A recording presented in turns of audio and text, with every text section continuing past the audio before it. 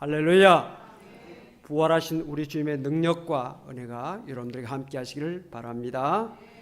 오늘 인생의 세 가지 목적이라는 제목으로 함께 은혜를 나누기를 원합니다. 인생이라고 하는 말은 사람이 태어나서 죽을 때까지의 삶을 인생이라 그렇게 말합니다.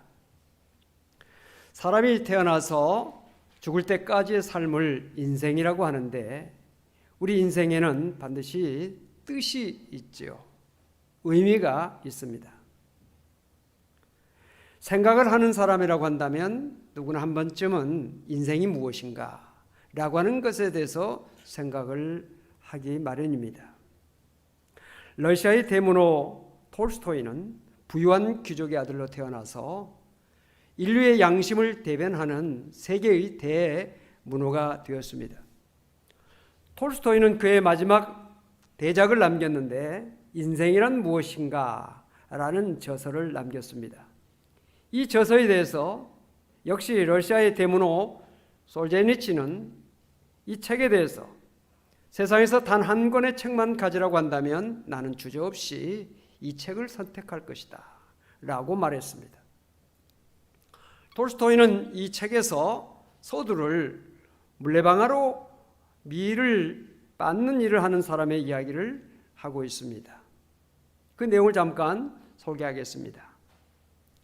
물레방앗간이 유일한 생계수단인 한 사나이가 있다. 할아버지 때부터 3대를 거쳐 물레방앗간을 해왔기 때문에 그는 곡식을 잘 찢기 위해서는 물레방아를 어떻게 다루어야 하는지 대물림 기술을 통해 잘 알았다. 하지만 기계학에 대해서는 아는 바가 전혀 없었다.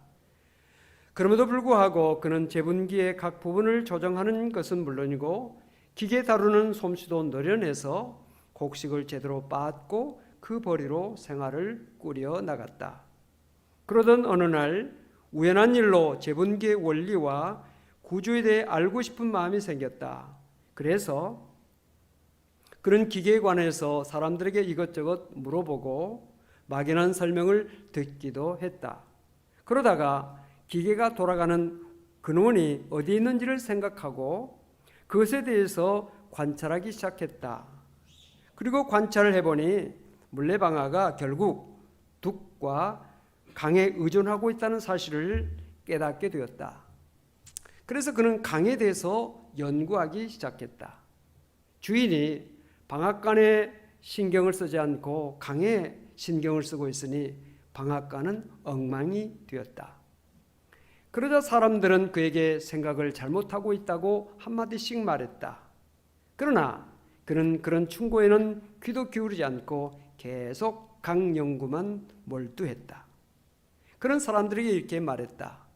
어떤 물레방아도 물 없이는 돌아갈 수 없고 곡식을 빻을 수 없다.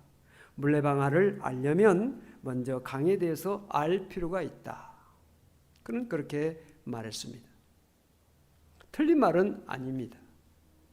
그러나 그는 물레방아 찢는 그 일에 전념을 했어야 되는데 그는 강연구에 몰두하다 보니 정작 물레방아를 제대로 돌릴 수가 없었다는 그런 말입니다. 톨스토이는 이 물레방앗간의 주인의 이야기를 통해서 사람이 세상을 살아감에 있어서 목적을 잃어버리면 안 된다라는 교훈을 주고 있습니다. 우리가 세상을 살아가면서 가장 중요한 것은 인생의 목적을 분명히 하는 것입니다. 비행기나 선박을 운행하는 조종사나 선장은 반드시 항해도와 나침반을 가지고 내가 지금 현재 어디에 있고 내가 가야 할 목적지가 어딘지를 알아야 합니다. 만약 그것을 알지 못한 채 항해를 한다면 그 비행기나 선박은 큰 위험에 빠지고 말 것입니다. 미국 기독교계의 지도자 존 맥스웰은 성공하는 사람과 실패하는 사람의 차이점에 대해서 성공하는 사람들은 삶의 목적과 비전이 있고 성공하지 못하는 사람은 현재만 보고 지금만 보는 사람들이다 라는 말을 했습니다. 오늘 이 말씀, 오늘 본문 말씀을 우리가 생각하고 또 톨스토이의 이야기랄지 또 존 맥스웰의 이야기를 우리가 생각해 볼 때 우리 인생에는 분명한 목적이 있어야 된다 하는 사실을 알게 됩니다. 오늘 성경 본문은 우리에게 인생의 목적 세 가지에 대해서 말씀해 주고 있습니다.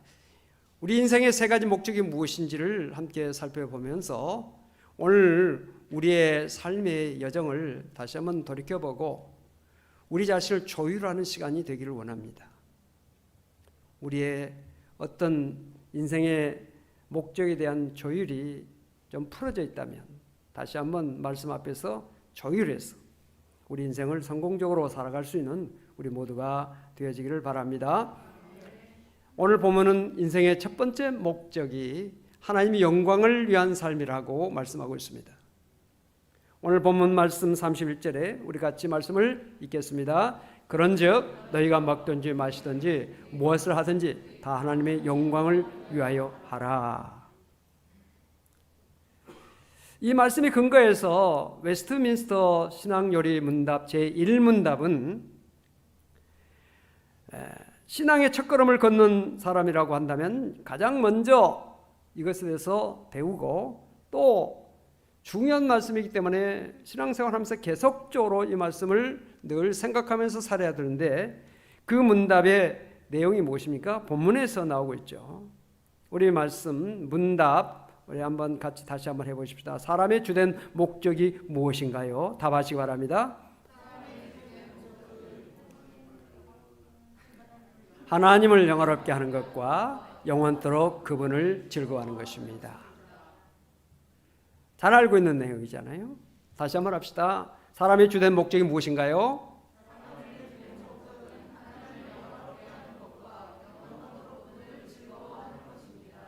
아멘이시죠? 네. 이 질문을 쉬운 말로 표현한다면 왜 삽니까? 라는 질문입니다. 성도님, 집사님, 왜 사십니까? 우리의 삶에 구체적으로 이것을 적용해 본다면 학생들한테 너 왜 공부하니? 사업하는 분들에게 당신 왜 사업하십니까? 직장에 다니는 사람에게 당신 왜 직장에 다닙니까? 일하고 있는 사람에게 당신 왜 일합니까? 결혼하려고 하는 사람에게 왜 결혼하려고 합니까? 그런 물음이죠. 이런 물음에 대해서 답이 무엇입니까? 하나님께 영광을 돌리기 위해서. 이것이 정답입니다. 이 말씀에는 우리가 아멘을 해야 됩니다. 좀 수긍이 잘 안 되더라도 일단 아멘을 하면서 이 말씀을 우리가 살펴야 될 것입니다. 우리가 늘 하고 있는 이 일들 가끔 생각해야 됩니다. 이 일이 하나님의 영광을 나타내는 일인가 가리우는 일인가 라는 것을 생각해야 됩니다.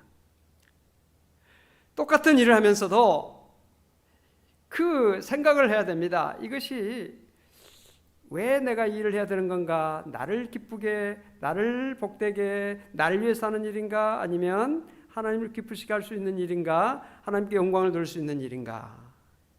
이것을 늘 생각해야 됩니다. 이 생각을 하면서 일을 하는 것과 하지 않는 것은 굉장한 차이가 있습니다.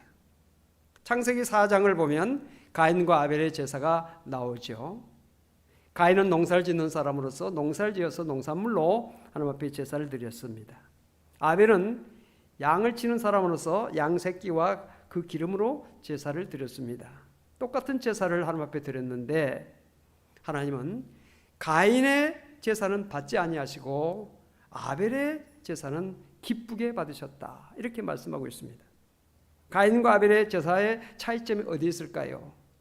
곡식과 양의 차이일까요? 아닙니다.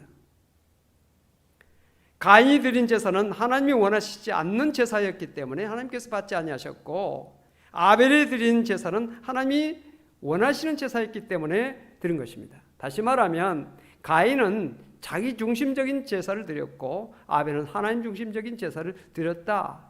다시 조금 더 말씀드리면 가인은 하나님의 영광을 위해서가 아니라 자기의 영광을 위해서 드렸다.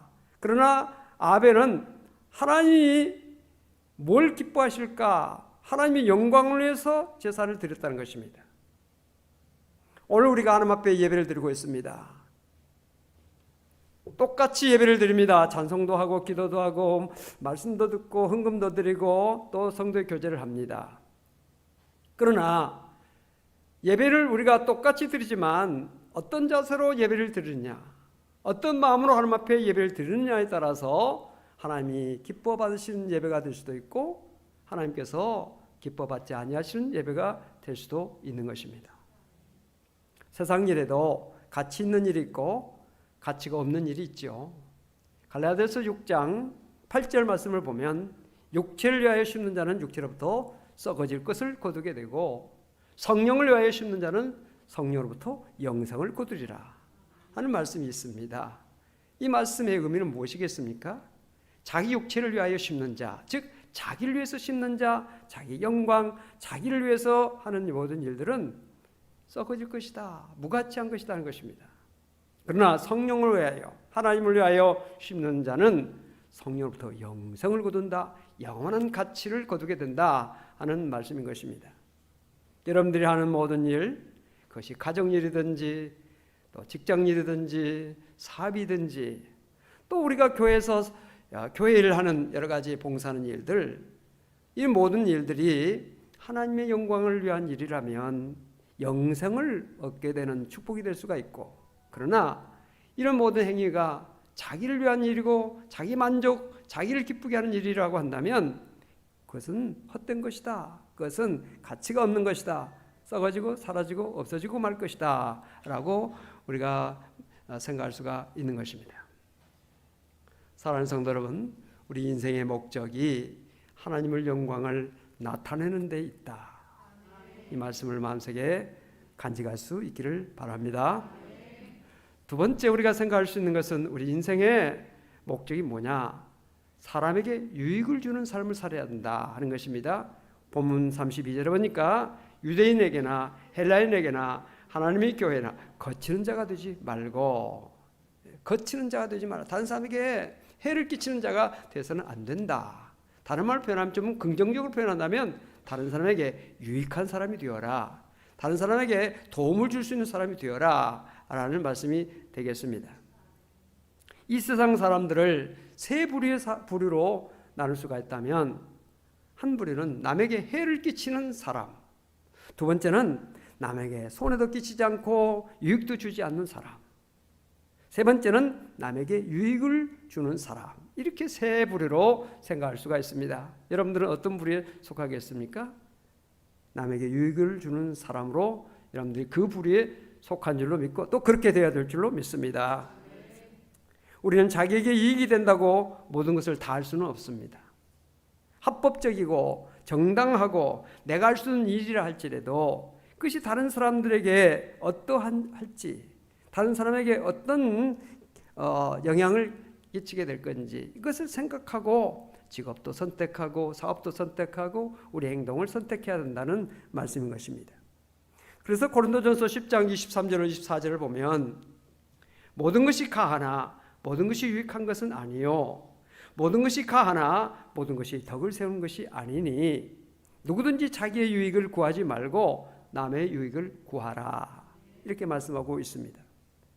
모든 것이 가하다는 것은 뭐든지 할 수 있어요. 그러나 그 모든 것이 유익한 것만은 아니다는 것이죠.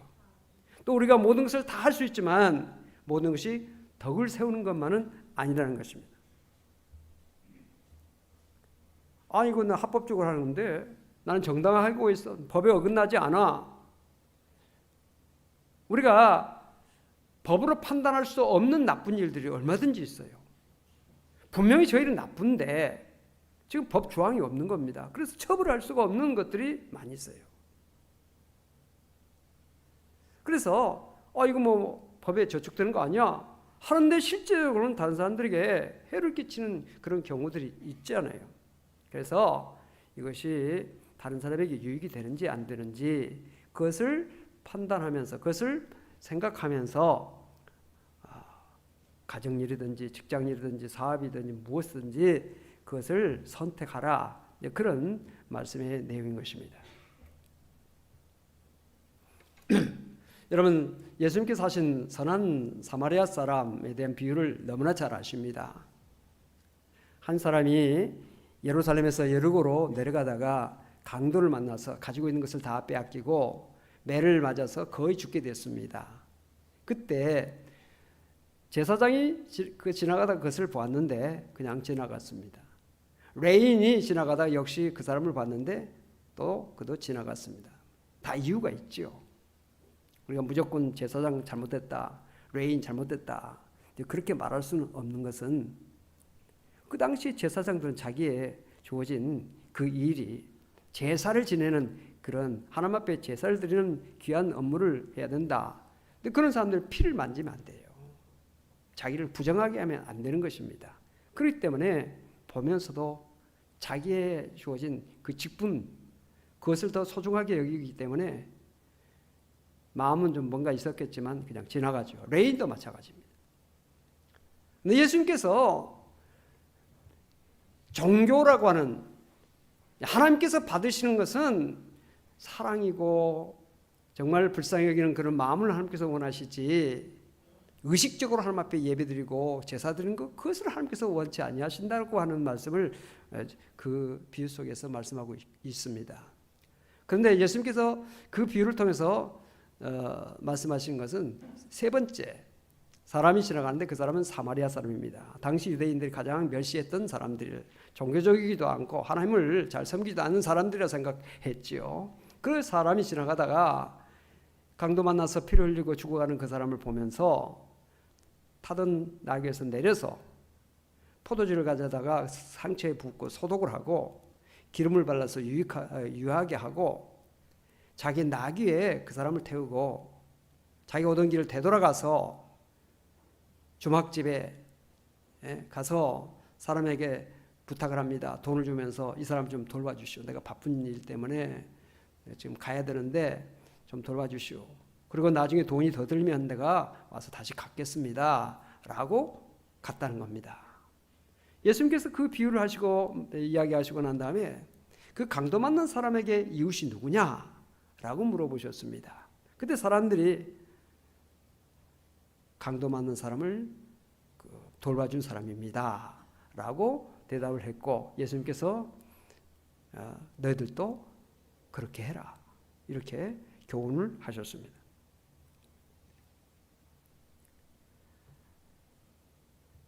이 이야기를 들려주신 예수님은 듣는 사람에게 너희도 어려운 일을 당한 사람의 선한 이웃이 되어라 라고 하는 교훈을 주셨는데 여러분 우리가 흔히 하는 말이 있잖아요. 사람을 잘 만나야 된다.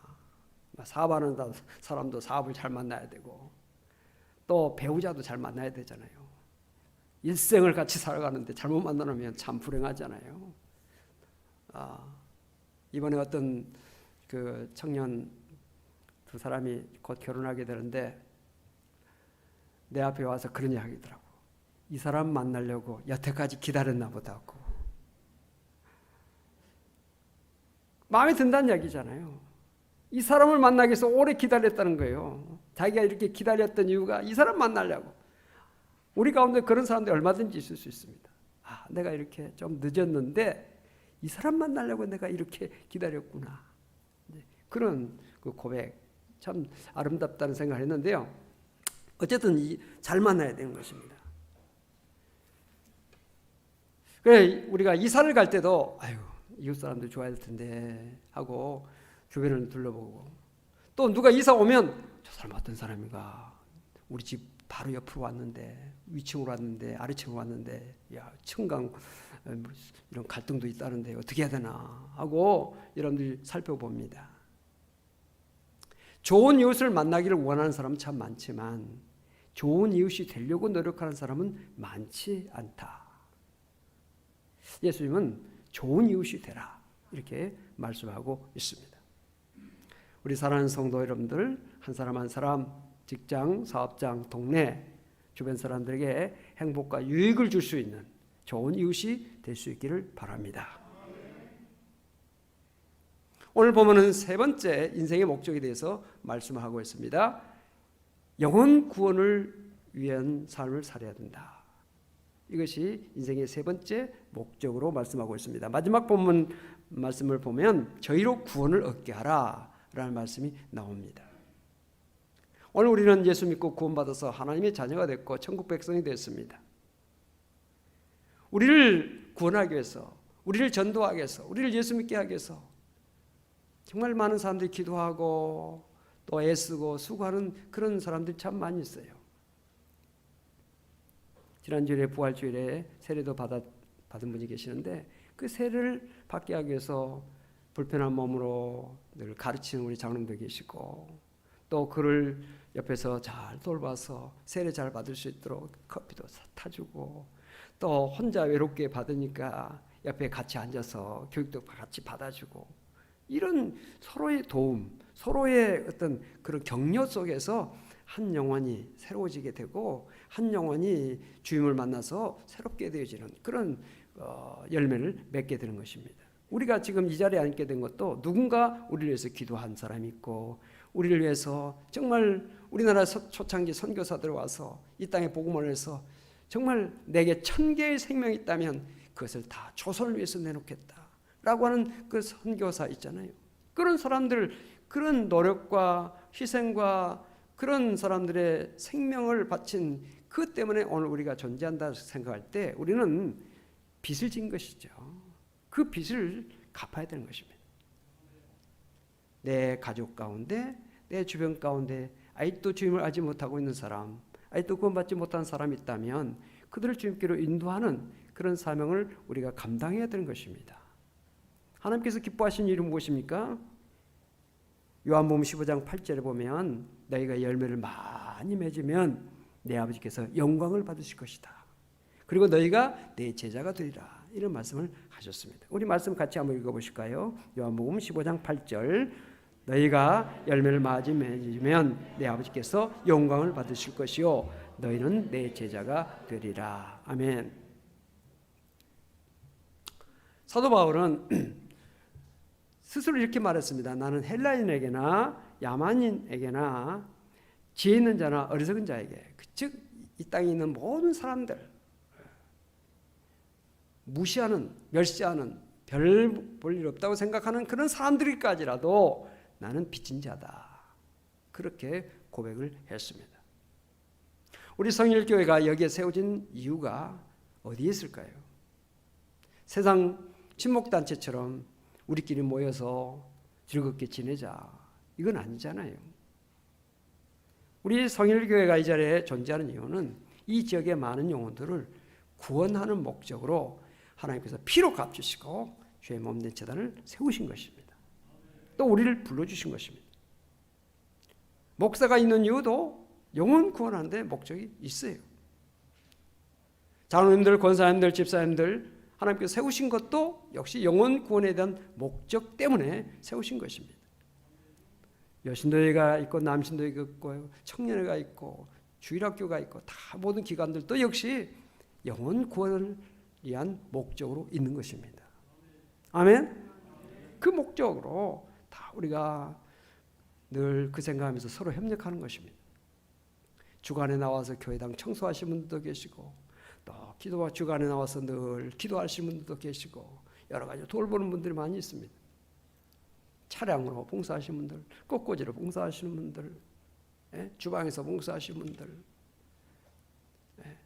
이런 봉사가 결국은 영혼 구원을 위한 목적을 위해서 서로 협력하는 것입니다.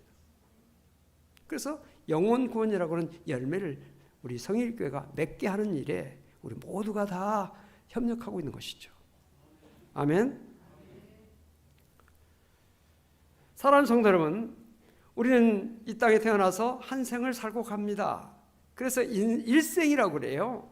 한 생을 살다 가는데 목적 없이 방황하다가 표류하다가 인생을 끝내는 그런 어리석은 사람이 결코 돼서는 안 될 것입니다. 오늘 우리는 하나님의 말씀 앞에서 우리 자신의 인생을 다시 한번 조율을 하면서 내 인생의 목적이 무엇인지 이미 알고 있지만 다시 한번 우리가 그것을 마음속에 새기면서 그래 내 인생의 목적이 이것이지 다시 한번 하고 다시 한번 새롭게 하면서 가정, 일터, 직장, 우리의 삶의 자리로 나가서 그것을 생각하면서 사는 것과 아무 생각 없이 사는 것은 엄청난 차이가 있을 것입니다. 한 주간 동안 여러분들이 살아가면서 또 코로나19 이런 상황 속에서 많은 사람들이 두려워하고 절망하고 어려운 가운데 있는데 그 사람들에게 한마디라도 위로를 주고 그들에게 소망을 주고 복음을 심어주고 그들에게 친구가 되어주고 그들에게 뭔가를 유익을 줄 수 있는 그런 사람이 된다면 보람된 삶으로 사는 우리의 모습이 될 수가 있는 것입니다. 우리 소중한 인생, 영원히 빛나는 가치 있는 삶을 살 것인가? 아니면 세상과 함께 없어지고 사라지고 마는 무가치한 삶을 살다가 갈 것인가? 진리의 말씀 성경은 오늘 본문을 통해서 우리에게 영원히 빛나는 가치 있는 인생의 세 가지 목적 다시 한번 우리에게 말씀해 주고 있습니다. 하나님의 영광을 위한 삶을 살아라. 사람에게 유익을 주는 삶을 살아라. 영혼 구원을 위한 삶을 살아라. 이 말씀을 우리에게 주십니다. 이 말씀을 마음속에 다짐하고 그 말씀대로 살기 힘쓰는 우리 모두가 되어지기를 바랍니다. 기도하십시다. 하나님 감사합니다. 오늘도 귀한 날, 세상 사람들은 여러 가지 바쁘고 자기의 일에 몰두해서 세상으로 나가고 있지만 우리는 하나님의 자녀로서 주님의 날을 기억해서 대면 또는 비대면으로 하나님 앞에 예배를 드리며 영광을 돌리고 하나님께서 주시는 은혜와 축복을 받게 해주시니 감사합니다. 말씀으로 늘 우리를 새롭게 해주시고 이 말씀 붙잡고 승리하며 살아가는 우리 모든 성도가 될 수 있도록 하나님 함께하여 주시옵소서.